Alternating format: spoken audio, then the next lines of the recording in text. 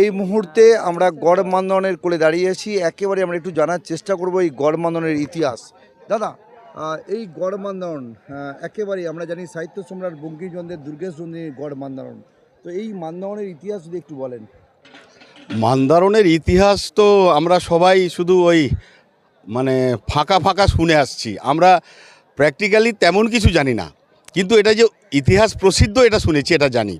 দুর্গেশ নন্দিনী উপন্যাসে উল্লেখ আছে, গড়মান্দারণের কথা উল্লেখ আছে, বঙ্কিমচন্দ্র চট্টোপাধ্যায় উল্লেখ করেছেন, সেটা আমরা জানি। বিষ্ণুপুর থেকে রাজা নিয়ে হাঁটতে হাঁটতে এসেছিলেন, একদিন ঝড়ের কবলে পড়েছিলেন এবং সেখানে বিমলা এবং তার মেয়ে দুর্গেশ নন্দিনী তার সাথে দেখা হয় এবং দুর্গেশ নন্দিনীর সঙ্গে প্রেম ভালোবাসার সম্পর্ক তৈরি হয়। একটা রসাত্মক বোধক কাহিনী দুর্গেশ নন্দিনীর গল্পেতে লেখা আছে। আসলে ব্যাপার হচ্ছে, দুর্গেশ নন্দিনী যে উপন্যাস, সেই উপন্যাসে তো রস দিতে হবে, রসটা হচ্ছে সাহিত্য সম্রাটের সৃষ্টি। বাস্তবিক ইতিহাসটা কি সেটা তো তিনি বলেছেন কিনা আমার জানা নেই, আমার মনে হয় না। ওই জায়গাতে যে কোথায় রাস্তায় প্রেম হলো, হলো, ওটা তো একটা সাহিত্য সৃষ্টি করতে গেলে রোমান্টিকতা থাকে, রোমান্স তৈরি করতে হয়, রসবোধ দিতে হয়। যাই হোক, এখন এখানে ইতিহাস প্রসিদ্ধ এই জায়গাটা মান্দারণ। এখানে যে গড় ছিল, এখানে যে সুড়ঙ্গ ছিল, এখানে যে রাজপ্রাসাদ ছিল ইত্যাদি ভগ্নাবশেষ দেখে বোঝা যায় যে হ্যাঁ, এখানে কিছু ছিল। বিস্তৃত এলাকা, বিস্তীর্ণ এলাকা জুড়ে এই মান্দারণ, গড়মান্দারণের পর্যটন কেন্দ্র হিসাবে গড়ে উঠেছে, কিন্তু আমার কাছে সন্তোষজনক নয়। এটা আমি অন্যভাবে বলছি একটু। এই যে গড়মান্দন, এই গড়মান্দন নামকরণের পিছনে নাকি একটা তাৎপর্য ছিল, যে এখানে নাকি মন্দার অর্থাৎ মাদার গাছ থেকে নাম হয়েছিল মন্দারণ, এবং গড় কথার অর্থ হচ্ছে দুর্গ, আমরা স্বাভাবিকভাবে যেটা জানি। তো সেখান থেকেই নাকি দুর্গও ছিল এবং মন্দার গাছ ছিল, সেখান থেকে নাকি গড়মান্দনের উদ্ভব। এটা জায়গার একটা জায়গার নামের উৎপত্তি ধরতে গেলে সে তো অন্য জিনিস, সেখানে সেই ব্যাখ্যায় গিয়ে লাভ নেই। মানুষ সেগুলো ঘরে বসে যখন পাঠ করবে, পড়বে, আলোচনা করবে, তখন আমাদের মুখের দুটো কথা লোক শুনে সেই গুরুত্ব বা সেই রসটা পাবে না। কারণ উৎপত্তি আর ব্যুৎপত্তি তো আলাদা জিনিস। যে উৎপত্তি কোথা থেকে, প্রতিটি গ্রামের নাম, প্রতিটি এলাকার নাম কিন্তু কোনো না কোনো জায়গা থেকে এসেছে, সেটা অন্য কথা। কিন্তু এটা ইতিহাস প্রসিদ্ধ জায়গা। আমি একটা কথা আপনাকে আমি বলতে চাইছি আপনার মাধ্যমে মানুষের কাছে বা প্রশাসনের কাছে, যে এই গড়মান্দারণ ভারতবর্ষের অন্যতম প্রধান পর্যটন কেন্দ্র হতে পারে। আমার যেটা জ্বালা যন্ত্রণা, আমার যেটা আবেগ, যে গড়মান্দারণ ভারতবর্ষের অন্যতম প্রসিদ্ধ, বিখ্যাত, আকর্ষণীয় পর্যটন কেন্দ্র হতে পারে, কেন প্রশাসন এটাকে সেভাবে করছে না? আপনার বাড়ি কোথায়? আমার বাড়ি কামারপুকুর অঞ্চলে, ঢিলছড়া দূরত্বে। হ্যাঁ, সেখানে দাঁড়িয়ে আপনার কি মনে হয় যে এখানে প্রশাসনের কিছু গাফিলতি আছে, যে কারণে পর্যটন কেন্দ্র এটা গড়ে উঠছে না? গাফিলতি অন্য জিনিস, আমি বলবো সেভাবে ভাবছে না, মানে সদিচ্ছা নেই। সদিচ্ছা, ভাবনা, পরিকল্পনার অভাব আছে। ভাবনা, পরিকল্পনা, প্রথমে ভাববে, তারপরে সেটাকে নিয়ে পরিকল্পনা করবে এবং সেই পরিকল্পনাটা রূপায়ণ করবে, কিন্তু সেই ভাবনার জায়গায় ঘাটতি আছে বলে আমার মনে হচ্ছে। কারণ আমরা তো বিভিন্ন সময় দেখেছি বিভিন্ন ঐতিহাসিক জায়গাকে হেরিটেজ ঘোষণা করা হয়েছে, যেখানে দাঁড়িয়ে এখানে দাঁড়িয়ে তো অনেক কিছু হতে পারে, যে যেমন রুটি জোগাড় হতে পারে এবং অনেক মানুষ এখান থেকে কর্মসংস্থান করতে পারে, কারণ বর্তমান সময়ে কর্মসংস্থানের প্রচুর অভাব। খুব দাঁড়িয়ে সেটা সরকারের কিন্তু ভাবা উচিত। খুব গুরুত্বপূর্ণ একটা কথা। এখন মাত্র 10-12 জন কর্মী এখানে কাজ করে। এত বড় বিস্তীর্ণ একটা পর্যটন কেন্দ্রে মাত্র 10-12 জন কর্মী কাজ করে, যেটা আমি জেনেছি।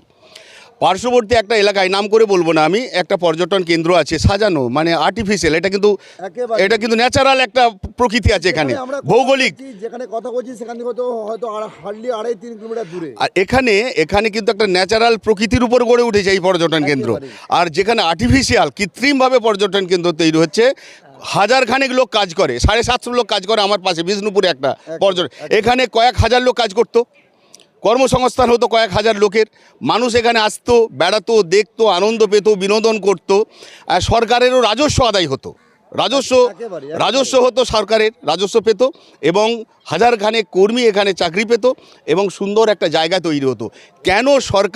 কেন সরকারের এই পর্যটন দপ্তর গড়মান্দারণকে গুরুত্ব দিয়ে একে আরও ভালো করে, সুন্দর করে সাজাচ্ছে না? এটা আমার প্রশ্ন। আমি সরকারকে বলতে চাই আপনার মাধ্যমে, এবং মানুষকেও বলতে চাই, যেন সরকারের কাছে এই দাবিটা ওঠে।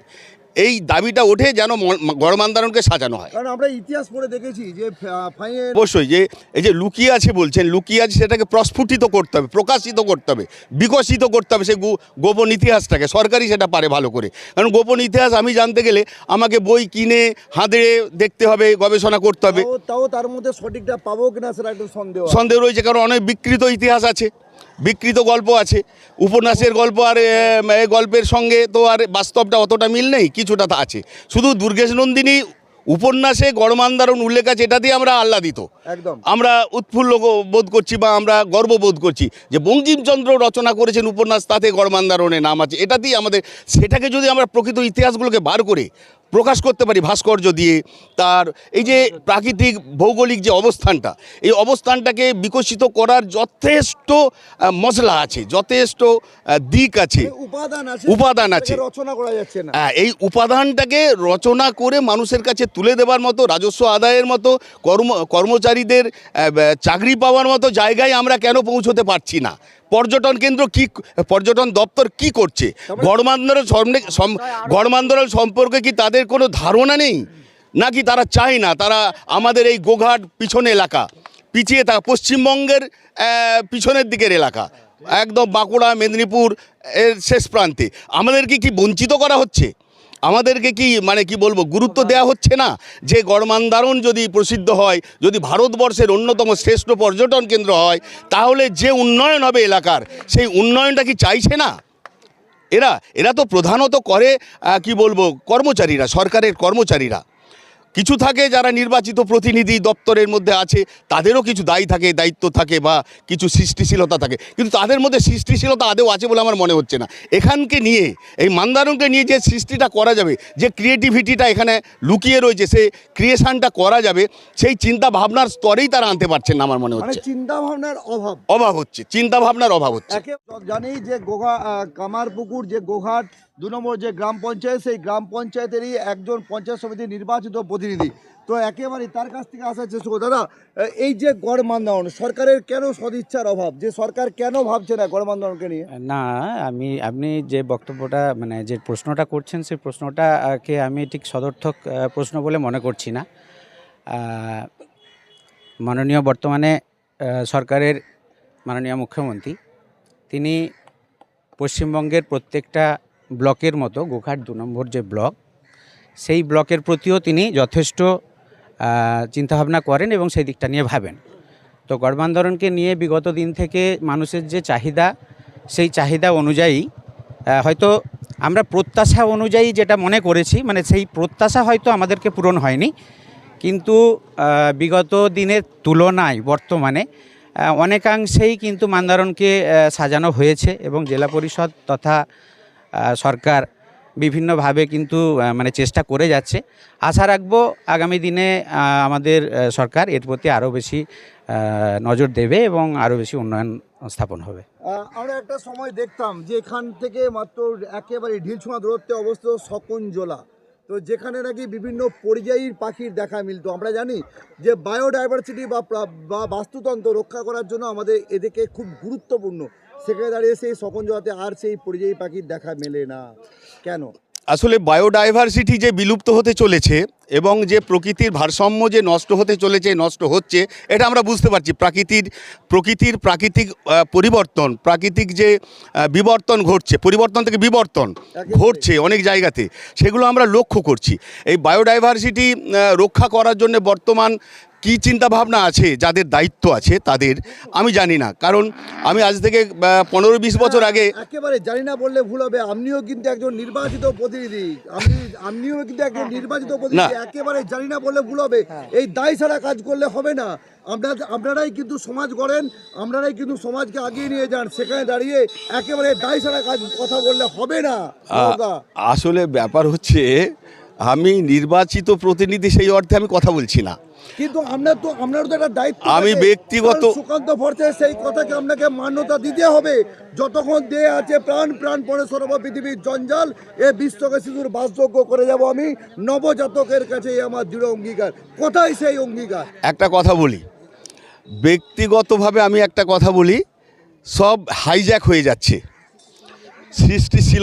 সৃষ্টিশীল লোকেদের সৃষ্টিশীল কাজ করার দায়িত্ব দেওয়া, তাদেরকে নিয়ে আসা, তাদেরকে দায়িত্ব দিয়ে কাজ করানো, এসব আর নেই।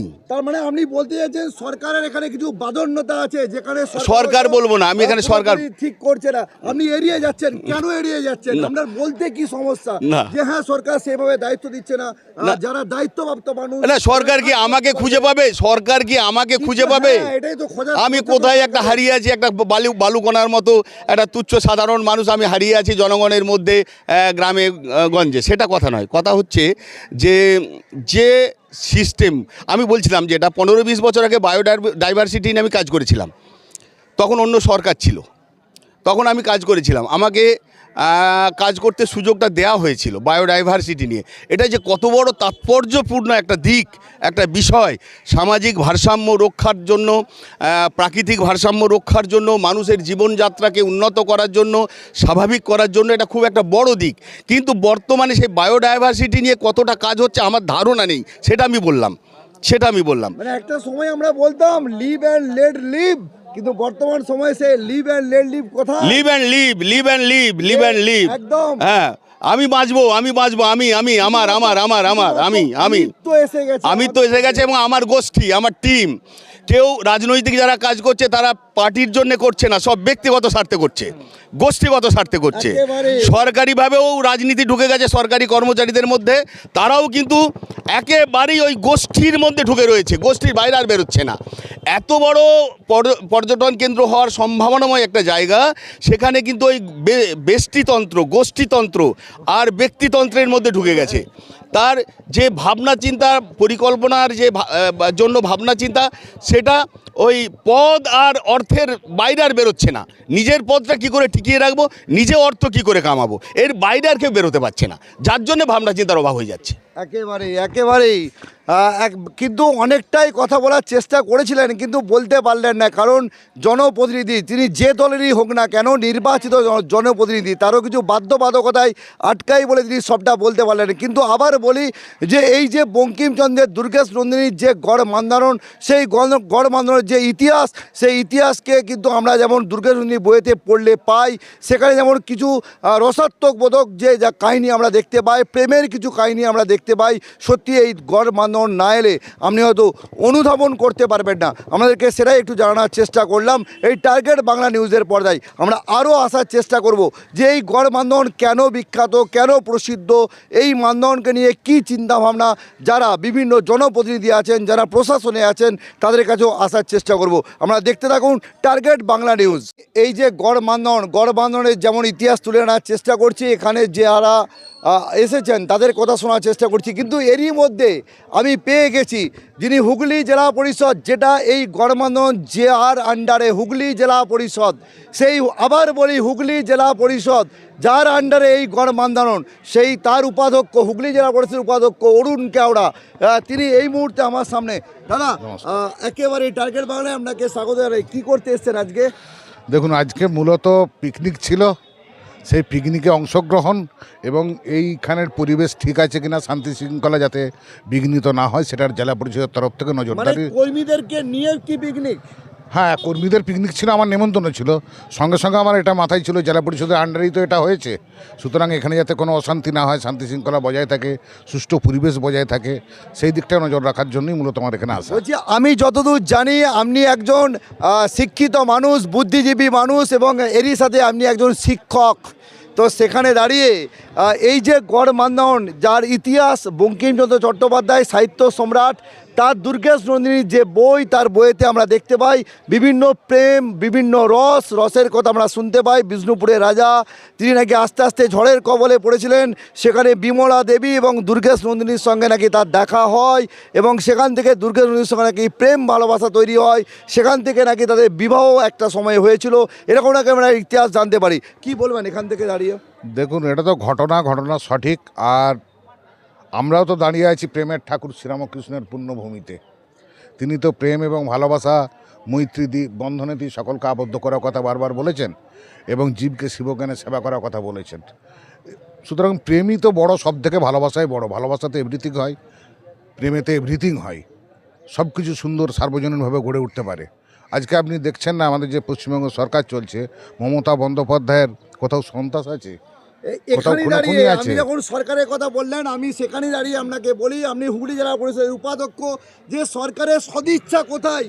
যে বঙ্কিমচন্দ্রের যে দুর্গেশ নন্দিনী গড় বন্ধন, সেই গড় বন্ধনকে নতুন করে সাজিয়ে তোলার কি পরিকল্পনা আছে হুগলি জেলা পরিষদের? দেখুন, সারা হুগলি জেলা জুড়ে এরকম অনেক আমাদের পীঠস্থান রয়েছে যেগুলোকে সাজানো দরকার এবং যেগুলোকে খুব সুন্দরভাবে মানুষের সামনে অতিরঞ্জিত করে মনোরম পরিবেশ গড়ে তোলার প্রয়োজন। কিন্তু এটা অতিরঞ্জিত নয়, এটা প্রকৃতির কোলে গড় বন্ধন। 100 বার, এবং প্রকৃতি এখানে যথেষ্ট ভালো। হুগলি জেলা পরিষদের তরফ থেকে ছোট্ট ছোট্ট পায়ে বিভিন্ন পরিকল্পনা প্রজেক্ট নিয়ে কাজকর্ম হচ্ছে। আগামী দিনে সুন্দর এবং এটা আরও ভালোভাবে তৈরি হবে। বিষয়টা হচ্ছে, আপনারা জানেন আর্থিক যে সংকট চলছে আমাদের রাজ্য সরকারের, অধিকাংশ কেন্দ্রীয় বঞ্চনা থেকে আমরা একদম কিছু পাচ্ছি না। বিভিন্ন প্রজেক্টের টাকা আটকে আছে, কোটি কোটি টাকা। আমার প্রিয় নেতা অভিষেক বন্দ্যোপাধ্যায়, প্রিয় নেত্রী মমতা বন্দ্যোপাধ্যায় এই নিয়ে অনেক মিটিং মিছিল আন্দোলন করছে। সামান্য আপনি দেখুন, জব কার্ডের টাকাও শ্রমিকরা পায়নি, সেটা মমতা বন্দ্যোপাধ্যায় দিয়েছেন। এইভাবে মমতা বন্দ্যোপাধ্যায়কে একদম মাইনাস থেকে শুরু করতে হয়েছে। স্বভাবত এরকম একটা সুন্দর পরিবেশ দিতে গেলে যে আর্থিক পরিকাঠামোর দরকার, যেটা আমাদের পশ্চিমবঙ্গ সরকারের এই মুহূর্তে ঘাটতি, যার জন্য দায়ী কিন্তু সেন্ট্রালের বিজেপি কিন্তু গভর্নমেন্ট। আপনারা কথায় কথায় মমতা বন্দ্যোপাধ্যায়, অভিষেক বন্দ্যোপাধ্যায়কে টেনে আনেন, সরকারকে বিদ্রুপ করেন, এবং এরই সাথে আমি যতদূর জানি যে আপনি কিন্তু এই গোঘাট 2 নম্বর গ্রাম পঞ্চায়েত, যে পঞ্চায়েত সমিতি, সেই পঞ্চায়েত সমিতি থেকেই কিন্তু জনপ্রতিনিধি। আপনারও কি দায় বর্তায় না যে এই পর্যটন কেন্দ্রকে ভালো করে গড়ে তোলার জন্য পর্যটন মন্ত্রীর সাথে কথা বলার? দেখুন, আমরা গণতান্ত্রিকভাবে জনগণের দ্বারা নির্বাচিত, জনগণের প্রতি দায়বদ্ধতা 100%। ওটাই সবথেকে বড় এবং গুরুত্ব। জনসংযোগ রক্ষা করা, মানুষের দায়ে আপদে বিপদে থাকা। এবং এই যে এই এলাকায় আমার নির্বাচনী ক্ষেত্র, এখানে যে পরিকল্পনাটা গভর্নমেন্ট কিছু দীর্ঘদিন আগে নিয়েছে, সেটা আগের থেকে অনেক, আপনি দেখছেন প্রাচীরের কাজ হচ্ছে। এত বড় এরিয়া, এই প্রজেক্টটাকে তুলতে গেলে কোটি কোটি টাকার প্রয়োজন। এমতো অবস্থায় টাকার ক্রাইসিস আপনারা তো বুঝতেই পারছেন। তো সেই জন্য হবে নিশ্চয়ই। মমতা বন্দ্যোপাধ্যায়ের সদিচ্ছা আছে, আমাদের জেলা পরিষদের সদিচ্ছা রয়েছে। আপনারা ধৈর্য ধরুন, সময়কে সব কিছু ঠিক হয়ে যাবে। সময় আপনাদের দিতে হবে। গ্রাম বাঁকুড়া তো বিরাট পর্যটক, একসময় তো বন জঙ্গলে ভর্তি ছিল, কিন্তু পর্যটন বিরাট হয়ে গেল, এটা নিয়ে কি বলবো? দেখুন, বাঁকুড়াতে কোথাও হয়েছে, কোথাও আবার দেখা যাবে বাঁকুড়া কোনো জায়গাটা বাকি রয়ে গেছে। কোথাও হবে, কোথাও বাকি। এই করতে করতে ছোট্ট ছোট্ট পায়ে চলতে চলতে আমরা সঠিক লক্ষ্যে পৌঁছে যাবো। আমার জেলা পরিষদ এবং রাজ্য সরকার একেবারেই আশা রাখুন, ভরসা রাখুন মমতা বন্দ্যোপাধ্যায়ের এখান উপর। থেকে দাঁড়িয়ে কথা বলছেন, এখান থেকে ঢিলছোঁড়া দূরত্ব শকুঞ্জলা, যেখানে দাঁড়িয়ে পরিযায়ী পাখির দেখা মিলতো। অর্থাৎ বায়োডাইভার্সিটির কথা আমরা বারবার ধরে বলি, বিশ্ব উষ্ণায়নের কবলে পড়ে বায়োডাইভার্সিটি নষ্ট হয়ে গেছে। সেখানে দাঁড়িয়ে কী পরিকল্পনা নিয়েছেন যে আবার নতুনভাবে সাজানোর? বিষয়টা বলি, প্রাকৃতিক ভারসাম্য এমনিতেই সারা পৃথিবীটি নষ্ট হয়ে গেছে, এটা আপনারা সবাই বুঝতে পারছেন। গাছ কাটা, পরিবেশ দূষণ, এই ধোঁয়ার ব্যাপার, এরকম এর জন্য তো আমরা মানুষ দায়ী। দেখুন, আমরা একটা নির্বাচিত সরকার গড়েছি বলে সরকারের সব দায়, এটা ঠিক না। জনগণকে সচেতন হতে হবে। সেই সচেতনতা বৃদ্ধির জন্য সরকারের পক্ষ থেকে বিভিন্ন প্রচার প্রসার করা হচ্ছে। মানুষ সচেতন হচ্ছে না। মানুষ যতক্ষণ না সচেতন হবে, সমাজ সভ্যতা কিন্তু এগোবে না। বলছি, আপনি হুগলি জেলা পরিষদের উপাধ্যক্ষ, আপনার পরবর্তী স্টেপ কি? আপনি নিজে দেখে গেলেন, সরজমিনে খতিয়ে গেলেন, এবং সেখানে দাঁড়িয়ে জেলা পরিষদে কি বলবেন? এই যে এখানে- নিশ্চিতভাবে আপনি জেনে রাখুন, পরবর্তী জেলা পরিষদের যে মিটিং, সেখানে বিষয়টা তুলব এবং ক্যামেরার সামনে বলছেন অরুণ দা, একদম, ক্যামেরার একদম। সামনে বলছেন একদম অরুণ দা। একদম বিষয়টা তুলবেন তো? বিষয়টা তুলব, এবং হয়তো একবারে পারবে না, ধাপে ধাপে ছোট ছোট করে। আমি তো আগেই বলেছি, একসঙ্গে এই প্রজেক্টটাকে রূপদান করা যাবে না। অপেক্ষা করুন, ধৈর্য ধরুন, সময় দিন। মমতা বন্দ্যোপাধ্যায়, অভিষেক বন্দ্যোপাধ্যায় মানুষের সব স্বপ্ন পূরণ করবে। ধন্যবাদ। জীবনপুর থেকে কোথায় এসেছেন? মানদারান। কেমন লাগলো? খুব সুন্দর লেগেছে প্রকৃতিতে। খুব সুন্দর লেগেছে। হুম। মানে আপনারা কি ঘুরতে এসেছেন না পিকনিক করতে? না না, বেড়াতে এসেছি বাচ্চাটাকে নিয়ে। বেড়াতে এসেছেন বাচ্চাটাকে, মানে ভালো লেগেছে? খুব সুন্দর লেগেছে। ফ্যামিলির সঙ্গে বেড়াতে এসেছি, মাদের সাথে। আচ্ছা, আপনার নাম? মালা ধারা। আমাদের এখানেই বাড়ি। হ্যাঁ, খুব ভালো। এখানে আমরা ফ্যামিলি পিকনিক করতে এসেছি, তো জায়গাটা খুবই ভালো। আমার নাম পূজা মালিক। হ্যাঁ, বাড়ি এখানে রাঙামাটিতে বাড়ি।